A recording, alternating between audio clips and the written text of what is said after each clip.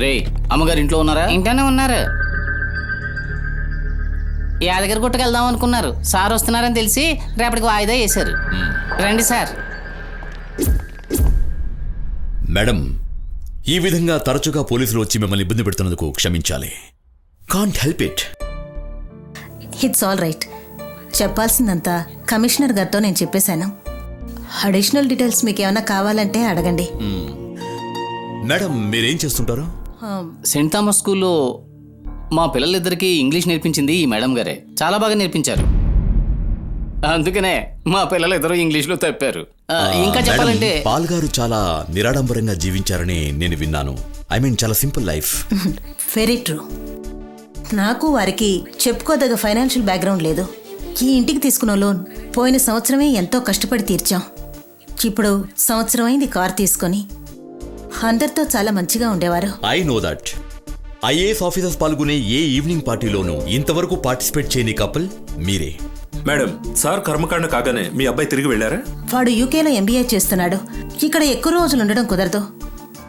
Madam, స్టేట్మెంట్లో లేని ఒక్క విషయం నేను మీతో అడుగుతాను, ఏమనుకోరు కదా? అడగండి. సార్ హత్య కాబడ్డానికి కొద్దిసేపు ముందు అర్ధరాత్రి 1:41 సార్కు మీరు ఫోన్ చేశారు. మేడం, మీ కాల్ లిస్ట్లో అది రిజిస్టర్ అయి ఉంది. ఎస్, ఆయన రావడం ఆలస్యమైనందువల్ల నేను సెల్కి ట్రై చేశాను. స్విచ్ ఆఫ్ చేసింది. తర్వాత ఆఫీస్కి చేశాను. పనిలో ఉన్నానని చెప్పి ఫోన్ కట్ చేశారు. సార్ అప్పుడు ఏ మూడ్లో ఉన్నారు? Disturb? Tense? He was irritated. బిజీగా ఉన్నప్పుడు ఫోన్ చేస్తే ఎవరైనా అలాగే ఉంటారు.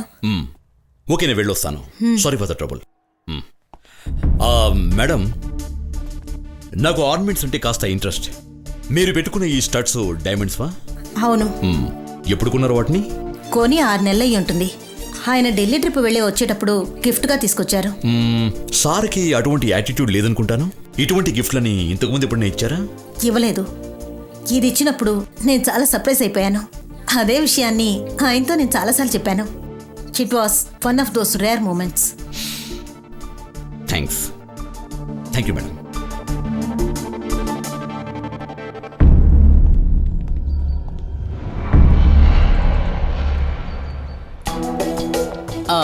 ఎంతకాలంగా నువ్వు ఇంట్లో పనిచేస్తున్నావు బాయ్? నేను పనివాడిని కాదండి, ఓ దూరపు చుట్టాన్ని.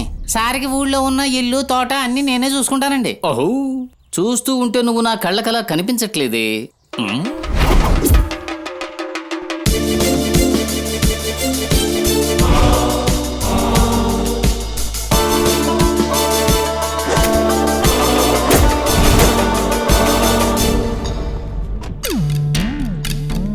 మీరు ఎక్కడికైనా వెళ్తున్నారా మేడం? స్కూల్ వరకు వెళ్ళి రావాలి. డ్రైవింగ్ వచ్చా? రాదు. జోసఫ్ అన్నయ్య చేస్తుంటాడు. మరి మీ వారు సెల్ఫ్ డ్రైవింగా? మేడం, సార్ ఈ కారు కొని 14 నెలలు అయ్యింది. మీరు తరచుగా ఎటైనా లాంగ్ ట్రిప్స్కి వెళ్తుంటారా? నెవర్. ఈ మధ్య 2 సార్లు యాదగిరి గుట్టుకెళ్ళొచ్చాం. మా ఇద్దరు సొంత ఊరు అదేనండి. ఇక్కడి నుంచి సెక్రటరియట్ కి 18 correct kilometres. Sir. Up and down 36 kilometres. Sir. 36 kilometres into 6 days, అది 216 కిలోమీటర్స్. సో 1 month కి 864 కిలోమీటర్స్. 14 నెలలకి అబౌట్ 12,100 కిలోమీటర్స్. అడిషనల్ గా ఇంకో 3,000 కిలోమీటర్లు కలిపిన 15,100 kilometres. But this car has done about 20,000 plus kilometres. How? నాకు తెలియదు sir. How about Sundays? Sir కూడా ఇంట్లోనే ఉంటారుగా? ఉండరు.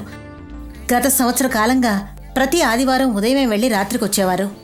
ఆయన ఎక్కడికి వెళ్తున్నారని మీరు ఎప్పుడూ అడగలేదా? సరైన సమాధానం చెప్పేవారు కాదు. ఇన్ఫ్యాక్ట్ మా ఇద్దరి మధ్య ఉన్న ఒకే ఒక సమస్య అది. ఎంత అడిగినా కూడా కరెక్ట్గా సమాధానం చెప్పేవారు కాదు. Thank you madam. Murthy. Sir. Murthy. అర్థమైంది సార్. ప్రతి ఆదివారం ఆయన ఎక్కడెక్కడికి వెళ్ళేవాడు నేను కనిపెడతాను sir. Do that. Yes sir.